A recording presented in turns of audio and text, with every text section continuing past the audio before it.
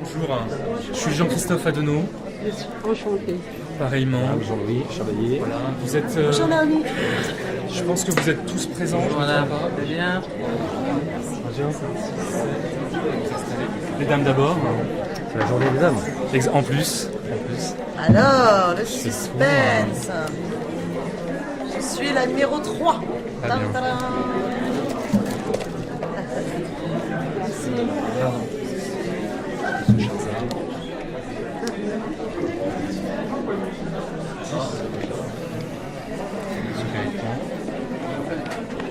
Voilà. C'est ça. Ah, je vous passerai le témoin. Si vous voulez savoir le déroulement, on va juste le repréciser avant de démarrer. Madame Sadenk, vous en aurez besoin aussi. Monsieur Périfon. Voilà comment ça. Je vais faire une introduction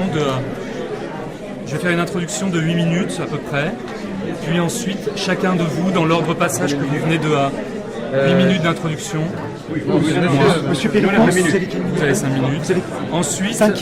Ensuite, chacun de vous, dans l'ordre que vous venez de tirer, vous passez 5 minutes pour vous exprimer de manière un peu globale sur cette question. On pourra dire le diagnostic. Jean-Pierre le rappellera au moment où il va amener le déroulement pour la salle. Et puis ensuite, quand vous aurez fini ce premier passage, dans un sens, Jean-Pierre lira les 3 questions qui avaient été fournies. En les reformulant, en les simplifiant, parce qu'elles étaient sous une forme écrite un peu compliquée. Et à ce moment-là, vous allez repasser tous 5 minutes sur ces 3 questions plus précises que vous prendrez dans l'ordre que vous voulez, de la manière que vous voulez. Donc a priori, il n'y a pas d'interruption, sauf si quelque chose s'imposait. Voilà. Et en fait, il y a débat ni avec la salle, ni avec nos concurrents. Exactement, c'est ça. C'est le modèle qu'on a Triste, ça. C'est le format qu'on a choisi. Non, mais En fait, vous faire intervenir 5 minutes sur deux points comme ça, chacun, ça nous amène quasiment à 2 heures, ce qui est énorme. Et on ne peut pas interpeller à tel ou tel sur telle ou telle proposition. C'est vos 5 minutes, faites ce que vous voulez, monsieur. Voilà, c'est vos 5 minutes. C'est un homme Voilà. libre. Et la difficulté On s'installe alors Chacun son tour. Bonjour madame.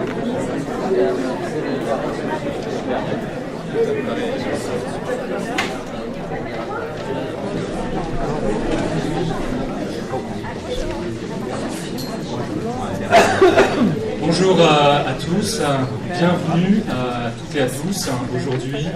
Ensemble, candidats, habitants, électeurs, nous allons tenter un exercice de démocratie participative et locale.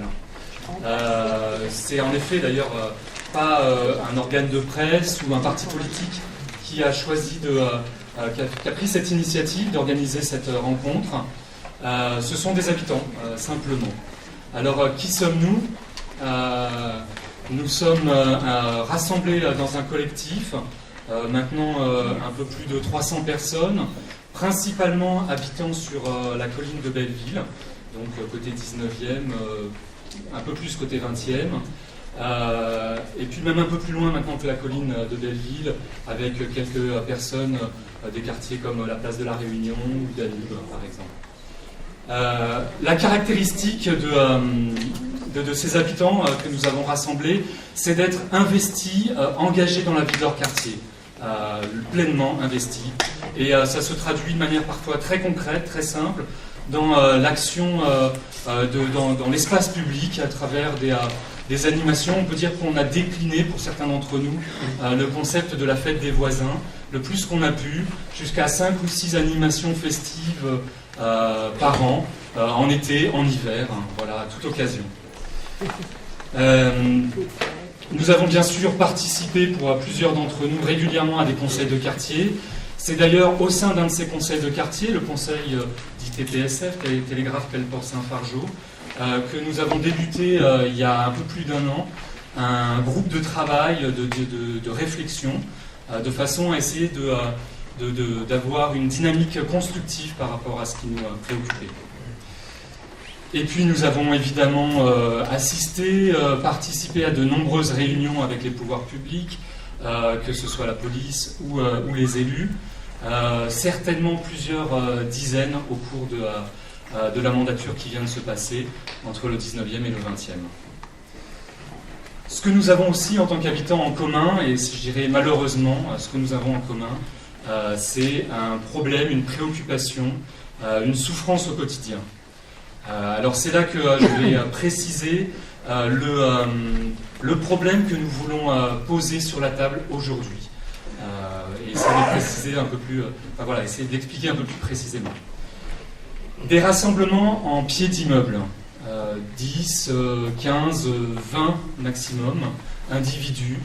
Il faut savoir que ce ne sont pas des inconnus, ce sont nos voisins, nos concitoyens. On les côtoie depuis, pour certains, des années. Mais ensemble, ils forment des groupes qui produisent des nuisances très importantes pour la vie de l'entourage, pour la vie du voisinage. Et la première d'entre elles, c'est la nuisance sonore. On va dire 14h, 4h du matin, 360 jours à peu près dans l'année, on subit ces nuisances qui sont véritablement insupportables. Et puis d'autres nuisances, des intrusions répétées dans les halls d'immeubles, avec des dégradations. Plus généralement, c'est aussi la détérioration de l'espace public, avec de nombreux déchets, détritus et souillures diverses. Et puis au final, une ambiance, un malaise, un mal-être dans nos quartiers. Alors, tout ça nous conduit à un constat, c'est que nous sommes plutôt des habitants, des citoyens qui avons envie de prôner un vivre ensemble, de réussir à vivre ensemble, quel que soit notre voisinage. Mais finalement, on se sent un peu aux limites de ce que l'on peut faire et supporter, et un peu démunis dans cette situation. Et en fait, on pense qu'il y a un certain équilibre qui n'est plus garanti actuellement, parce que en fait, les conditions minimales ne sont plus réunies. Les règles minimales communes dont on a besoin pour pouvoir vivre en collectivité ne sont pas respectées. Alors, pour aller vraiment jusqu'au bout, au cœur du problème, c'est important de savoir que nous savons, que nous connaissons une multitude de dispositifs qui existent dans la ville de Paris, bien ailleurs d'ailleurs, mais Paris est une ville riche qui propose beaucoup de choses, alors en termes d'accompagnement social, bien sûr, à l'accessibilité aux loisirs, à la culture, des choses plus précises sur la protection des mineurs ou sur l'éducation. Et pourtant, on est confronté à une situation où finalement, une dizaine d'individus est laissée au pied du mur. Et il faut aussi reconnaître qu'apparemment, ils n'ont pas non plus, eux, vraiment envie de s'en décrocher. Alors c'est ce point un peu, cette partie un peu irréductible jusqu'à maintenant du problème que nous souhaitons, que nous attendons de voir se résoudre dans la mandature à venir. Et donc c'est pour ça qu'aujourd'hui, nous avons convié les candidats, l'ensemble des candidats, parce que nous attendons qu'ils s'expriment précisément sur la perception qu'ils ont de cette situation. On veut entendre leur analyse de ce problème. On veut aussi, bien sûr, qu'ils nous donnent des perspectives face à ça. Alors, et bien sûr, pour préciser, des perspectives par rapport à une action locale, puisque c'est la charge à laquelle ils aspirent. Donc voilà, on voudrait que ce soit par rapport à l'action locale que peut-être certains d'entre eux auront à diriger prochainement. Ce qu'on ne veut pas, ce qu'on ne veut plus entendre, c'est lorsque nous, on parle de troubles à la tranquillité publique, des réponses du type la ville de Paris, les mairies n'ont pas compétence, n'ont pas pouvoir en matière de sécurité. Troubles à la tranquillité publique, sécurité, déjà on ne s'est pas entendu, on ne s'est pas compris. Ce qu'on ne veut pas non plus entendre, par exemple, ce qu'on pourrait avoir lorsqu'on va déposer plainte dans un commissariat et qu'on parle de plainte pour des nuisances sonores et qu'en réponse on nous dit que le problème est un problème de trafic de stupéfiants. Bien sûr, on sait ces choses-là, mais bien sûr, on sait que depuis 50 ans, ces choses-là n'ont pas pu évoluer, que le problème n'a pas pu être résolu, ce problème de trafic. Par contre, nous ne voulons plus, nous, subir les conséquences et les nuisances associées à ces trafics. Donc voilà, c'est donc, mesdames, messieurs les candidats, ce qu'on attend, c'est donc pas de langue de bois. Et puis bien sûr que vous puissiez aussi peut-être dépasser les questions de clivage ou d'opposition politicienne, voilà, de façon à nous proposer aujourd'hui une véritable créativité.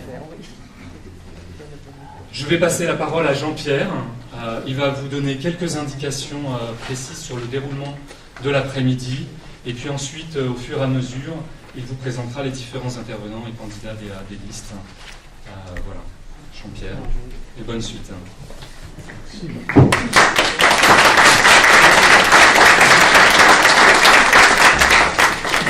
Bon, alors, très rapidement, d'abord, un immense merci aux habitants de s'être déplacés.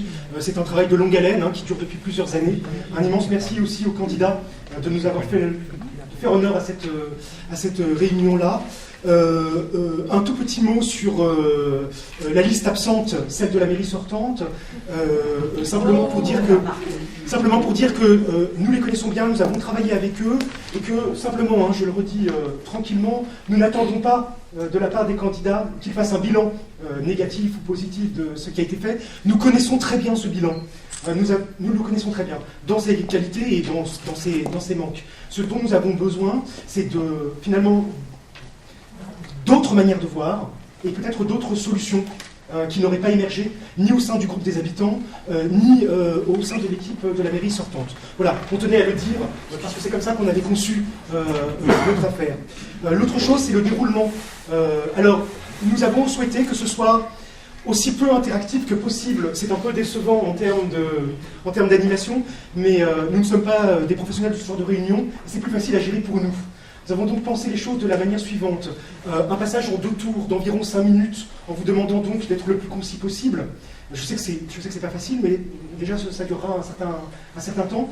Sur le premier tour, nous aimerions d'abord nous mettre d'accord sur le diagnostic. Nous avons parlé de tranquillité publique, nous aimerions vous entendre, nous parler du quartier et de ses problèmes, qui ont du mal à trouver une formulation politique. Avons-nous trouvé? À chaque fois, ces problèmes sont isolés, on nous demande de ne pas trop en parler, et nous aimerions qu'il y ait une dignité politique à l'évoquer, sans que ce soit un drame national.